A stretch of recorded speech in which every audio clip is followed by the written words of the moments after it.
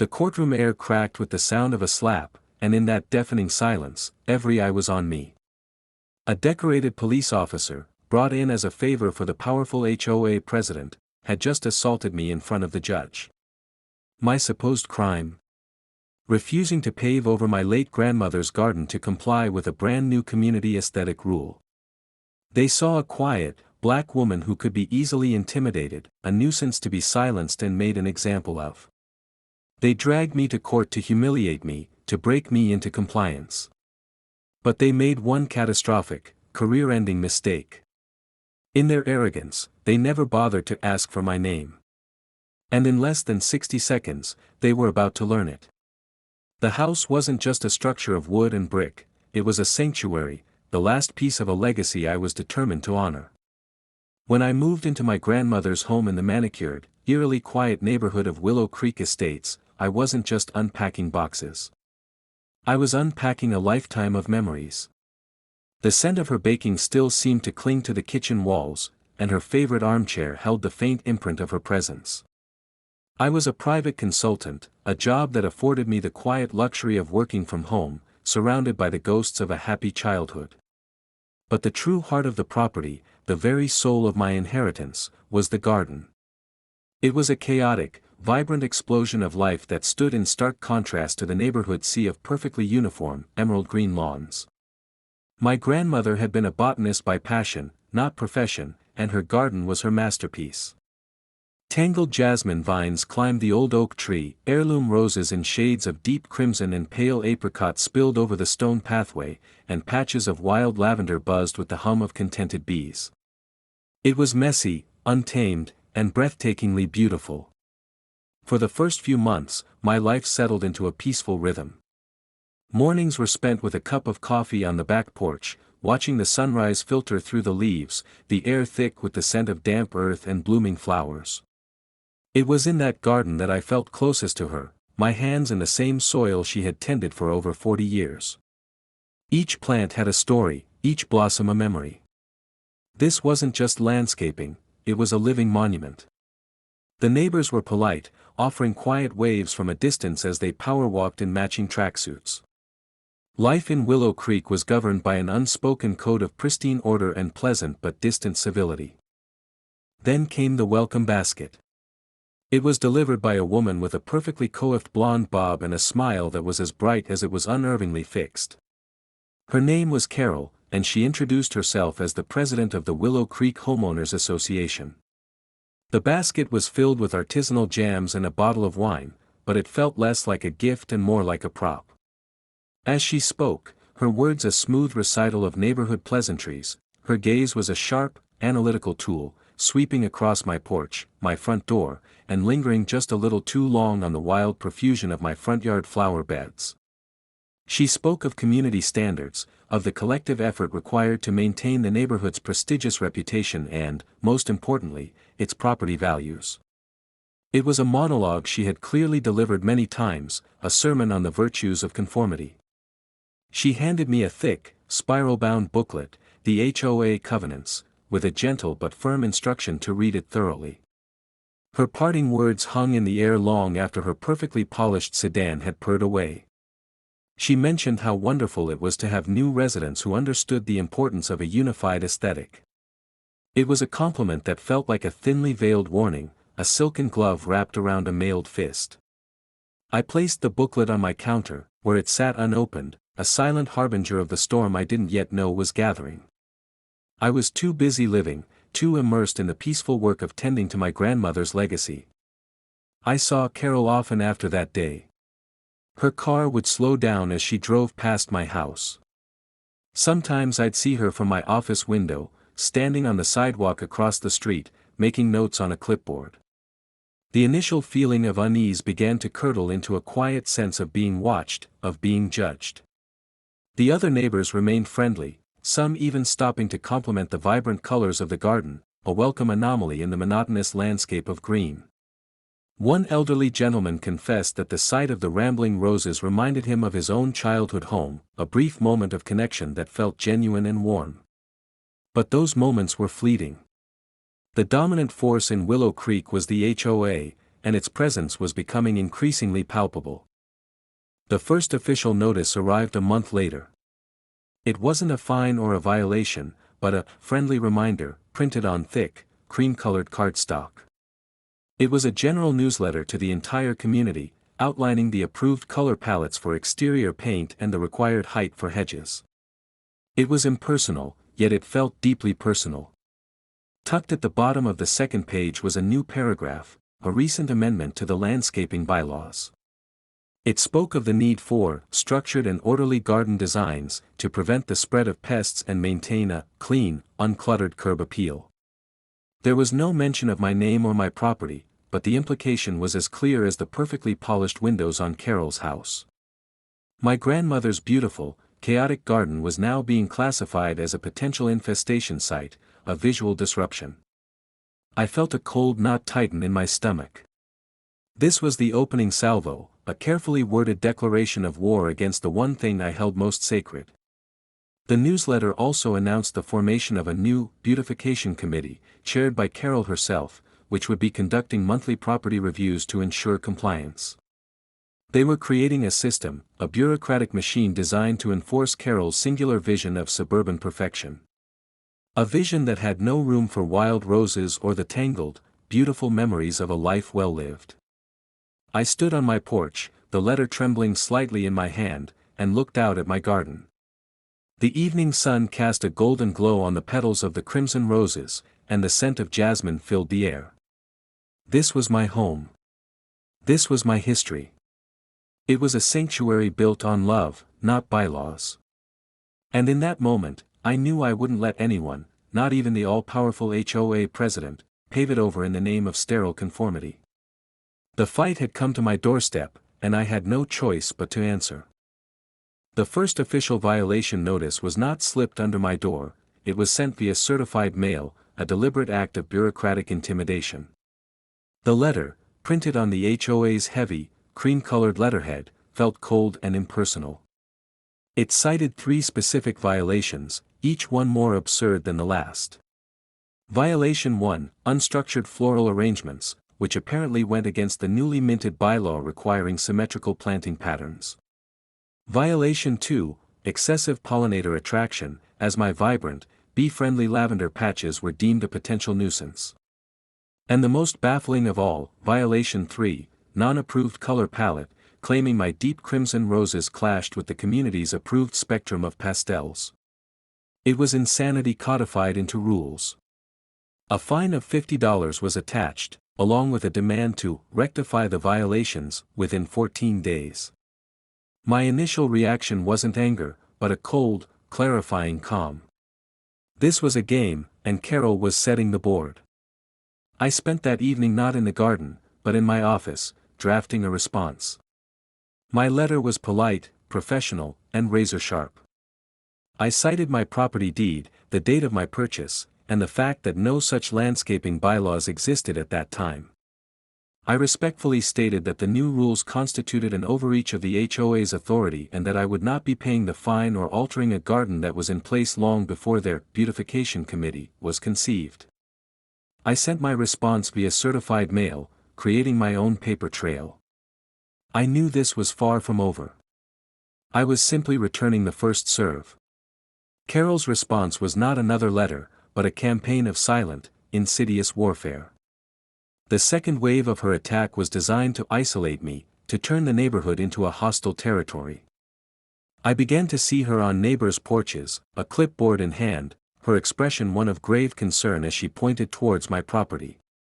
The friendly waves I once received from across the street became hesitant, then stopped altogether.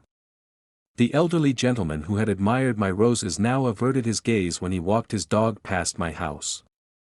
An invisible wall was being erected around my property, built brick by brick with the whispers and warnings I could not hear but deeply felt. The community that had been pleasantly distant was now actively cold. Then came the second notice. The fine had tripled to $150 for failure to comply. This time, the language was harsher, referencing potential liens on my property and further legal action. The game had escalated. I was no longer just a non-compliant resident, I was being painted as a problem, a threat to the neighborhood's sacred property values. The psychological pressure was immense. It was a lonely, suffocating feeling to be an outcast in your own home, to feel the weight of a dozen judgmental eyes every time you stepped outside to water the very plants that were the source of the conflict. But every cold stare, every averted glance, only hardened my resolve. This was no longer just about the garden, it was about the quiet tyranny of a woman who yelled dead petty rules like a weapon. My grandmother had stood her ground her entire life. I would not betray her memory by backing down. The courtroom was designed to diminish. The towering ceilings, the dark wood, the imposing judge's bench, it was all engineered to make a person feel small, insignificant. I sat alone at the defendant's table, a solitary figure in a sea of hostility. Across the aisle, Carol was in her element, flanked by the HOA's smug, expensive lawyer. Her husband, the retired police chief, sat in the front row, a stony-faced monument to the power she had brought to bear against me. The two officers who had come to my home were also present, their uniformed presence a constant, simmering threat. They were not just witnesses, they were symbols of the system that had been weaponized against my grandmother's garden. The HOA's lawyer began, his voice a smooth, theatrical baritone. He painted a picture of a rogue resident, a woman whose flagrant disregard for community covenants was a threat to the very fabric of Willow Creek. He presented a slideshow of images, my vibrant, chaotic garden juxtaposed with the sterile, identical lawns of my neighbors. He spoke of uncontrolled growth and aesthetic decay, making my beautiful sanctuary sound like a festering disease. With every word, he chipped away at my dignity, reframing my love for my family's legacy as a selfish act of rebellion. I watched the jury, their faces a mixture of confusion and mild disapproval. Carol's strategy was working. In this sterile, rule-based environment, my garden looked like an anomaly, an error that needed correcting. I remained silent, my hands clasped in my lap, my expression a carefully constructed mask of neutrality. I was observing, analyzing, waiting. They mistook my silence for weakness. They believed I was intimidated, broken. The judge, an older man with a weary expression, called for a brief 15-minute recess before I was to present my defense. As the courtroom shuffled and buzzed with quiet conversation, I stood to stretch my legs. It was then that they made their move. Carol, her lawyer, and one of the officers who had visited my house formed a casual but impassable barrier near my table. The officer, a burly man whose nameplate read Miller, stepped forward, his posture radiating aggressive confidence. He leaned in, his voice a low, condescending murmur meant only for me, a final twist of the knife before what he saw as my inevitable defeat. He spoke of the trouble I had caused, the waste of everyone's time, the simple reality that I should have just complied from the beginning. I did not respond. I simply met his gaze, my silence a refusal to engage in his petty display of power. And that, it turned out, was the one thing he could not tolerate. My refusal to cower, to show fear, was a defiance he had to extinguish. The movement was a blur. His hand, which had been resting on his belt, came up fast. The sound was not a muffled thud, but a sharp, ugly crack that sliced through the courtroom's hum. It was the sound of order breaking, of a line being crossed so violently that time itself seemed to fracture. Officer Miller had slapped me across the face, in the middle of the courtroom, in front of everyone. A collective gasp sucked the air from the room. The judge, halfway to his chambers, froze. Carol's triumphant smile faltered, replaced by a flash of genuine shock. Her weapon had just misfired in the most spectacular way imaginable. For a single, eternal second, there was only the ringing in my ears and the hot sting on my cheek. The ultimate act of abuse, delivered by a man in a uniform meant to represent protection, had occurred in the very heart of the justice system. The chaos that erupted was immediate. Two bailiffs, their faces grim, instantly moved to restrain a stunned Officer Miller, who now seemed to realize the catastrophic nature of his actions. The judge stormed back to his bench, his face a thunderous mask of fury. The courtroom buzzed, a hornet's nest of shock and outrage. The HOA lawyer was frantically trying to distance himself from the scene, while Carol's face had turned a pale, sickly white. Her carefully constructed narrative had just been obliterated by a single act of primitive violence. The judge slammed his gavel, the sound echoing his rage. He ordered Officer Miller be taken into custody immediately for contempt and assault. He then turned his attention to me, his expression softening with professional concern, asking if I needed medical attention and if I was able to proceed. It was in that moment of shattered decorum that a clerk, young woman with a panicked look, hurried to the judge's bench. She handed him a file, whispering urgently, her finger tapping on a specific line of a document. The judge's eyes scanned the paper. His anger dissolved, replaced by a look of utter, profound disbelief. He looked down at the file, then back up at me, and then back to the file, as if he couldn't reconcile the two realities. He cleared his throat, his next words completely rerouting the course of everyone's future. "Ladies and gentlemen," he announced, his voice now laced with a strange, new tone of formal deference. "There has been a significant procedural oversight." He looked directly at me, and for the first time, he addressed me not as "ma'am" or "the defendant." He spoke my name, but with a new, formal honorific that stripped Officer Miller of his authority and Carol of her victory in a single, devastating blow. "Judge Sharma," he said, the title landing like a thunderclap in the silent room. "My deepest apologies. I was not informed. This courtroom is scheduled to be yours for the afternoon appellate session. I believe this bench belongs to you." The power dynamic of the entire world shifted on that single word, judge. The color drained from Officer Miller's face as the bailiffs led him away. He wasn't just an officer who had assaulted a citizen, he had assaulted a judge. Carol's jaw dropped, a look of pure, abject terror replacing her once smug confidence.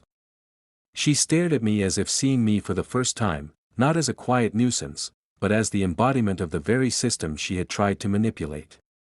The HOA lawyer simply sank into his chair, his head in his hands, his case, his career, and his client's future all evaporating before his eyes. I took a steadying breath, the sting on my cheek now a distant, irrelevant sensation. I did not look at Carol. I did not look at her crumbling entourage. With a quiet dignity that felt like the culmination of my grandmother's strength and my own hard-won resilience, I walked. I walked past the defendant's table that had been meant for my humiliation.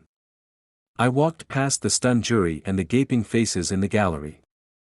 I walked up the 3 steps to the judge's bench, the sacred space they believed I was unworthy of even approaching. I took my seat. The high-backed leather chair felt like a throne. From this new vantage point, I looked down upon the wreckage of Carol's ambition. I looked down at the people who had harassed, threatened, and assaulted me. The game was over.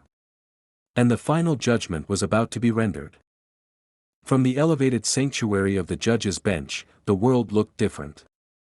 The fear and humiliation I had felt moments before had been burned away, replaced by the heavy, familiar weight of judicial responsibility. My personal feelings had no place here. The assault I had just endured was not an attack on Anaya Sharma, the quiet resident of Willow Creek, it was an attack on the integrity of the court itself, a crime committed against a sitting judge. And it had to be addressed with the cold, impartial hand of the law. My first act was to dictate a formal statement into the court record, detailing the unprovoked assault by Officer Miller. My voice was steady, my words precise, outlining the time, the place, and the context of the attack.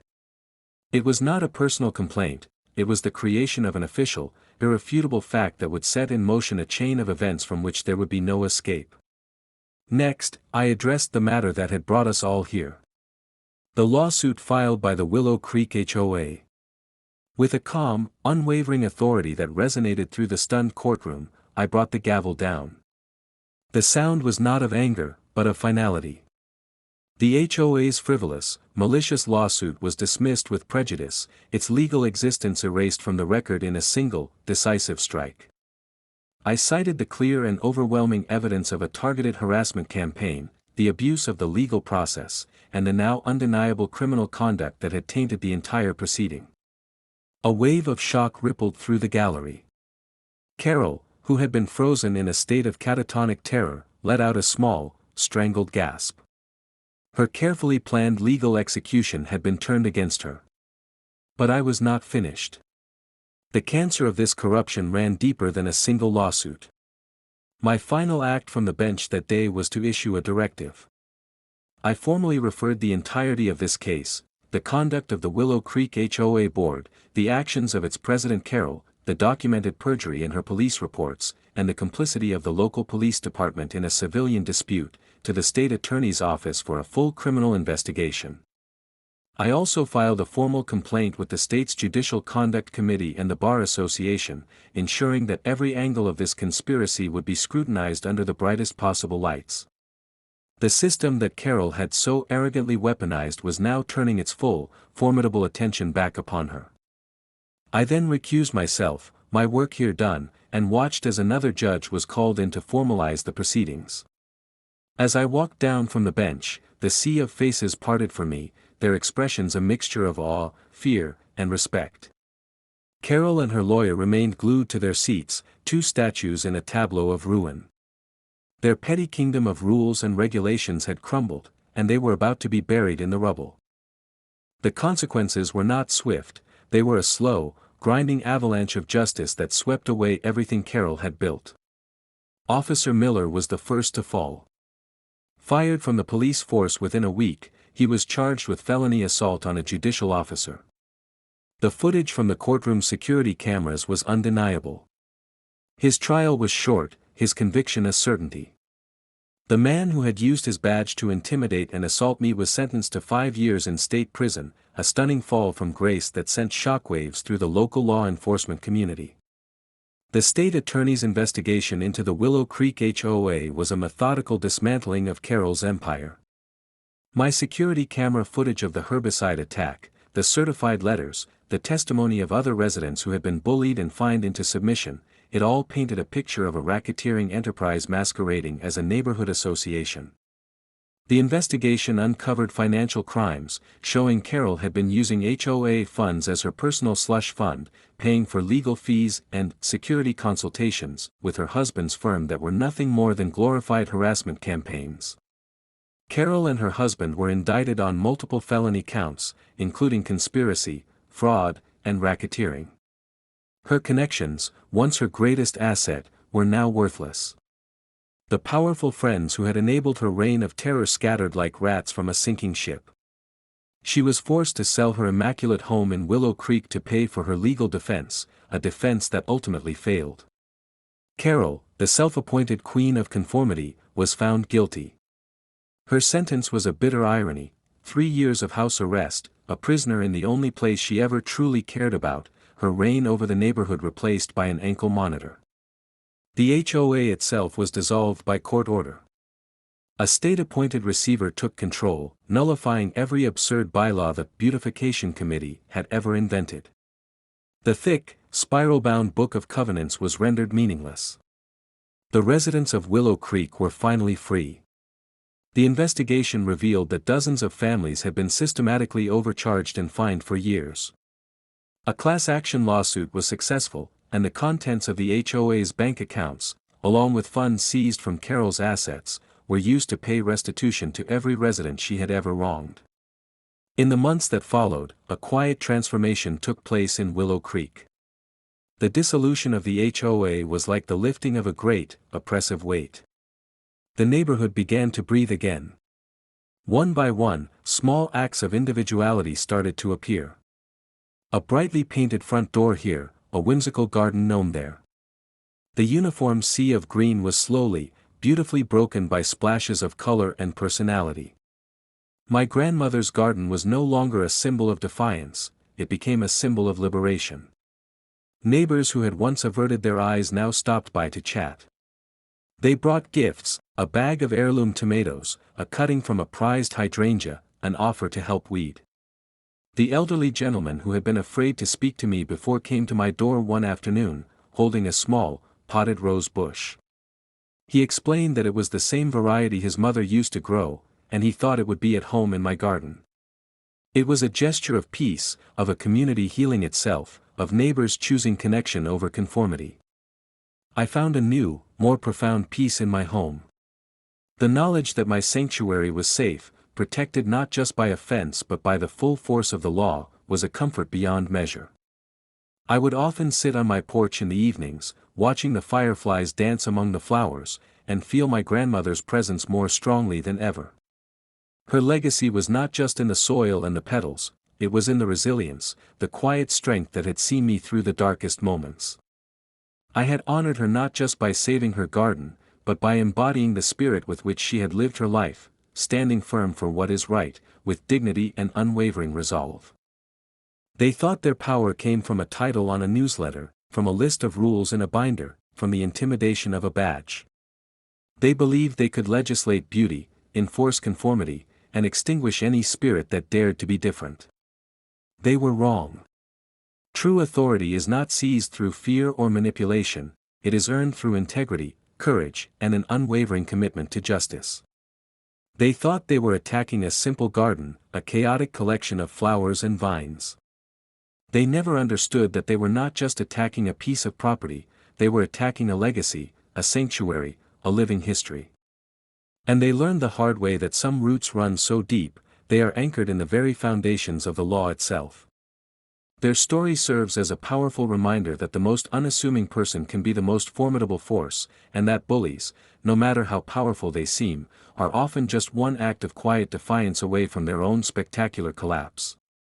It leaves you wondering, how many other petty tyrants are out there, hiding in plain sight, just waiting for their authority to be challenged by the one person they were foolish enough to underestimate.